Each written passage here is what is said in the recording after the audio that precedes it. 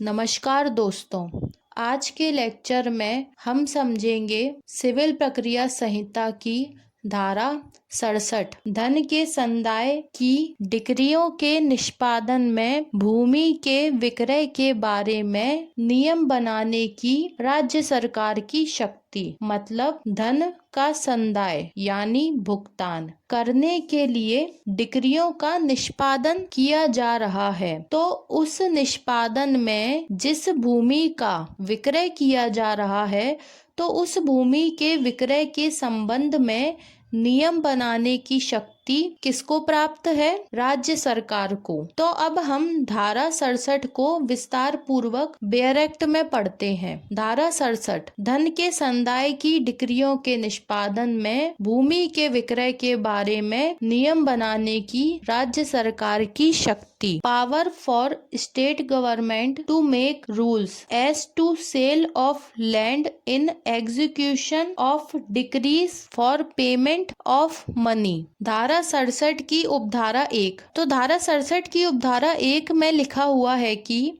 राज्य सरकार किसी भी स्थानीय क्षेत्र यानी किसी भी स्थान के लिए ऐसे नियम बना सकेगी। कैसे नियम बना सकेगी?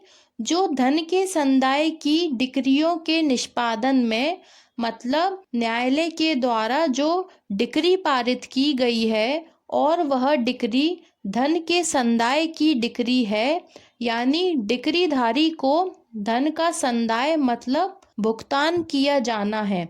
तो जो धन के संदाय की डिक्रियों के निष्पादन करते हुए उस भूमि जिसका विक्रय किया जाना है ताकि धन का भुगतान डिक्रीधारी को किया जा सके, तो ऐसी भूमि में के हितों के किसी वर्ग के, मतलब ऐसी भूमि में जो हित है उस हितों के किसी वर्ग किसी भाग का विक्रय किया जाना है, तो उस विक्रय की बाबत यानी उस विक्रय के लिए जो नियम शर्त अधिरोपित करते हों, शर्त लगाते हों, ऐसे नियम राज्य सरकार राजपत्र में अधिसूचना द्वारा बना सकेगी। लेकिन ऐसे नियम राज्य सरकार तभी बना सकेगी यदि ऐसे हित इतने अनिश्चित हों, यानी जिन हितों को निश्चित नहीं किया जा सके कि कितना हित है और अनवधारित हो, मतलब जो अवधारित ही ना हो पाए कि उनका मूल्य कितना है। ऐसा नियत करना, ऐसा डिसाइड करना राज्य सरकार की राय में असंभव हो जाए, मतलब राज्य सरकार किसी भी प्रकार से यह कार्य नहीं कर पाए और यह कार्य असंभव हो जाए, तब राज्य सरकार राजपत्र में अधिसूचना के द्वारा नियम बना सकेगी।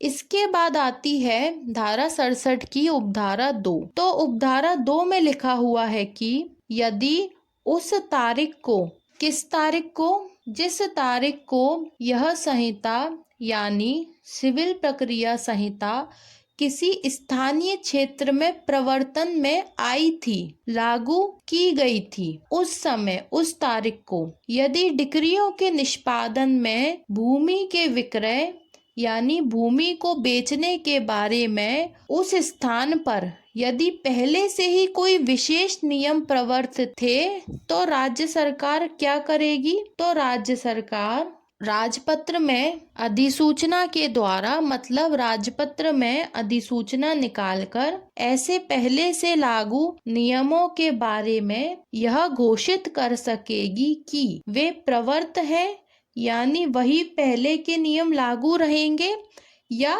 वैसे ही कोई अधिसूचना निकालकर अधिसूचना के द्वारा उन्हें यानी उन पहले से लागू नियमों को उपांतरित कर सकेगी, उनमें कुछ बदलाव कर सकेगी। तो यदि पहले से कोई नियम लागू है तो उन्हीं नियमों को आगे बढ़ाते हुए, फॉलो करते हुए राज्य सरकार या तो वैसे के वैसे ही नियम लागू कर सकती है या उनमें कुछ उपांतरण, कुछ बदलाव के साथ उस स्थान विशेष पर भूमि के विक्रय के संबंध में नियम लागू कर सकती है। आगे लिखा हुआ है कि ऐसे चालू रखे गए यानी जो पुराने नियम चालू रखे गए हैं या ऐसे उपांतरित नियम या फिर ऐसे पुराने नियमों में जो उपांतरण किया गया है, में जो बदलाव किया गया है, वह इस उपधारा यानी उपधारा 2 द्वारा प्रदत्त मतलब दी गई शक्तियों के प्रयोग में निकाली गई हर अधिसूचना में उपवर्णित होंगे। मतलब हर नोटिफिकेशन में उन नियमों के बारे में बताया जाएगा। इसके बाद आती है धारा 67 की उपधारा 3। तो उपधारा 3 में लिखा हुआ है कि इस धारा यानी धारा 67 के अधीन बनाया गया प्रत्येक नियम क्या होगा? बनाए जाने के पश्चात, बनाए जाने के तुरंत बाद यथाशीघ्र यानी जल्दी से जल्दी राज्य विधानमंडल के समक्ष मतलब राज्य विधानमंडल के पास रखा जाएगा ताकि वह नियम विधानमंडल में पास होकर विधि का रूप ले सके और ऐसे भूमि के विक्रय के नियम आसानी से लागू किए जा सकें। तो धारा 67 हमें यह बताती है कि यदि न्यायालय के द्वारा कोई ऐसी डिक्री निकाली गई है जिस डिक्री का निष्पादन करते हुए धन का संदाय करना है, मतलब धन के संदाय के संबंध में डिक्री पारित की गई है, तो ऐसी डिक्री का निष्पादन करते हुए यदि भूमि का विक्रय किया जाएगा तो उस भूमि के विक्रय के संबंध में कौन से नियम लागू होंगे? तो उस भूमि के विक्रय के संबंध में वही नियम लागू होंगे जो राज्य सरकार के द्वारा बनाए जाएंगे।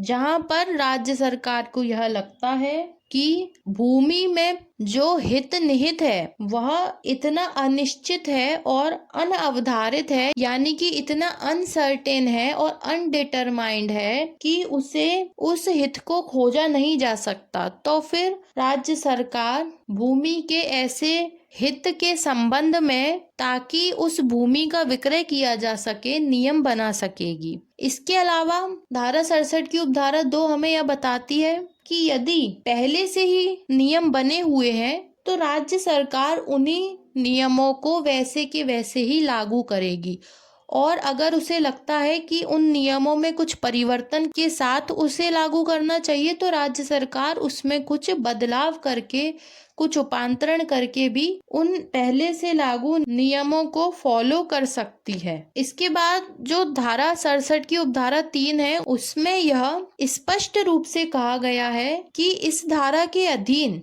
राज्य सरकार के द्वारा जो भी नियम बनाए जाएंगे वो नियम जल्दी से जल्दी यथाशीघ्र राज्य विधानमंडल के समक्ष रखे जाएंगे ताकि उन नियमों को विधि का बल मिल सके। तो इस प्रकार से यह थी सिविल प्रक्रिया संहिता की धारा 67। यदि आपको धारा 67 में कुछ डाउट है या आप कोई प्रश्न पूछना चाहते हैं तो हमसे कमेंट बॉक्स में पूछ सकते हैं। तो यह थी सिविल प्रक्रिया संहिता की धारा 67। तो इसी प्रकार से सिविल प्रक्रिया संहिता को और आसान भाषा में समझने के लिए हमसे जुड़े रहिए और हमारे चैनल को सब्सक्राइब कीजिए। धन्यवाद।